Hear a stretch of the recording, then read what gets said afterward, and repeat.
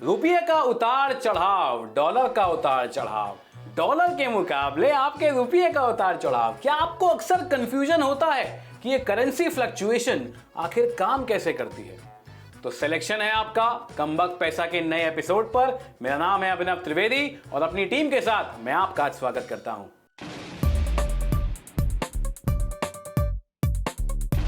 चलिए fast dive करते हैं उन फैक्टर्स पे जो अफेक्ट करते हैं आपकी लोकल करेंसी को डॉलर के मुकाबले। Factor number 1, foreign reserve. आपके देश के सेंट्रल बैंक के पास डॉलर कितनी मात्रा में है यह तय करता है आपके रुपए की स्ट्रेंथ। बहरहाल आरबीआई के पास 588.3 बिलियन डॉलर्स जुलाई 2022 में बचे हैं। कुछ दिन पहले यह फिगर 593 बिलियन था लगभग। आरबीआई इस वक्त लगा हुआ है डॉलर्स को मार्केट में बेचने के लिए। ऐसा क्यों हो रहा है? ऐसा क्या हुआ है कि इंडिया के फॉरेन रिजर्व पे खतरा तो नहीं मंडरा रहा है, लेकिन धीमे धीमे वो डिप्लीट हो रहा है। लेकिन ये हर इमर्जिंग इकोनॉमी की कहानी है दोस्त। हर इमर्जिंग इकोनॉमी का सेंट्रल बैंक अपनी करेंसी को बचाने में लगा हुआ है। पिछले 14 महीनों में इंडिया का फॉरेन रिजर्व अपने सबसे लोएस्ट लेवल पर है। Factor number 2, current account deficit. Current account deficit basically difference होता है आपके इंपोर्ट और एक्सपोर्ट के बीच में रेवेन्यू में। यानी कि आप जितना ज्यादा इंपोर्ट करेंगे और जितना कम एक्सपोर्ट करेंगे, आपका करेंट अकाउंट डेफिसिट उतना ही बढ़ेगा। और यही इक्वेशन रिवर्स हो जाएगी अगर आप एक्सपोर्ट ज्यादा करेंगे और import come. India is one of the largest importer of many items. उसमें सबसे आगे आता है कच्चा तेल यानी कि क्रूड ऑयल। रशिया यूक्रेन की वॉर के बाद इंटरनेशनल गैस और ऑयल प्राइसेस बढ़े हुए हैं। हालांकि इंडिया रशिया से दोस्ती की वजह से सस्ते दामों में तेल इंपोर्ट करता तो है, लेकिन ग्लोबली ऑयल के प्राइस बढ़ने से इंडिया के करंट अकाउंट डेफिसिट पर भी फर्क पड़ा है। इसके अलावा India is considered to be the net importer of many goods and services. Hindustan की बहुत कम गुड्स और सर्विसेज बाहर एक्सपोर्ट होती हैं। Information technology is one of the prominent sectors जो इंडिया एक्सपोर्ट करता है। Factor number 3, equity market performance. Equity market यानी कि स्टॉक मार्केट।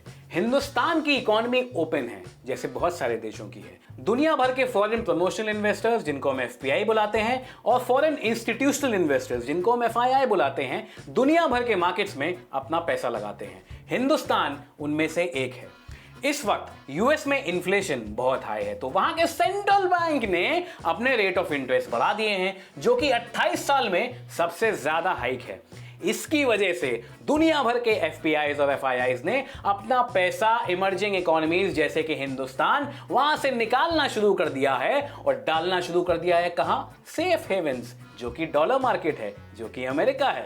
क्योंकि ऐसे पैनिक के टाइम पे जियोपॉलिटिकल सिचुएशन थोड़ी सी खराब चल रही है, ऐसे पैनिक के टाइम में इन्वेस्टर्स को लगता है कि भाई ज्यादा रिस्क ना लें, सेफ हेवंस पर इन्वेस्ट करें। यूएस के फेडरल बैंक के रेट बढ़ाने से वहां के बॉन्ड यील्ड्स में बढ़ोतरी हो गई है।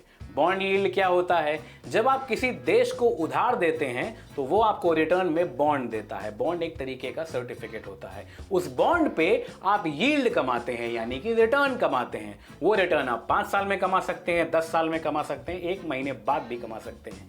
तो जब बॉन्ड यील्ड की वैल्यू बढ़ जाती है तो इन्वेस्टर्स दुनिया भर में से उस देश में पैसा लगाते हैं जहां पे बॉन्ड यील्ड ज्यादा हो। और वही हो रहा है अभी अमेरिका के साथ। रेट ऑफ इंटरेस्ट बढ़ने से वहां की बॉन्ड यील्ड बढ़ गई है, तो सारे इन्वेस्टर्स अपना पैसा लेकर के गठरी में पहुंच गए हैं अमेरिका। और इसी वजह से हिंदुस्तान में से डॉलर निकल रहे हैं, जिसको थामने के लिए, जिसको रोकने के लिए रिजर्व बैंक ऑफ इंडिया ने पंप करना शुरू किया है इंडियन मार्केट को डॉलर्स से, ताकि डॉलर और रुपये का जो फ्लक्चुएशन है वो ज्यादा ना बढ़े। और यही वजह है कि आरबीआई के फॉरेन रिजर्व्स में कमी हो रही है, क्योंकि उनको डॉलर्स बेचने पड़ रहे हैं। सिंपल डिमांड सप्लाई सिचुएशन है गुरु। अगर आपके देश में डॉलर्स बहुत हैं या सक्षम मात्रा में हैं तो आपकी करेंसी डॉलर के मुकाबले सशक्त रहेगी। अगर आपके देश से डॉलर निकलने शुरू हो जाएंगे तो आपकी करेंसी डॉलर के मुकाबले सक्षम नहीं होगी। टिल डेट इन 2022 यानी कि जनवरी 2022 से अभी हम जुलाई 2022 पे बैठे हैं, फॉरेन इन्वेस्टर्स लगभग $30 बिलियन हिंदुस्तान से निकाल चुके हैं।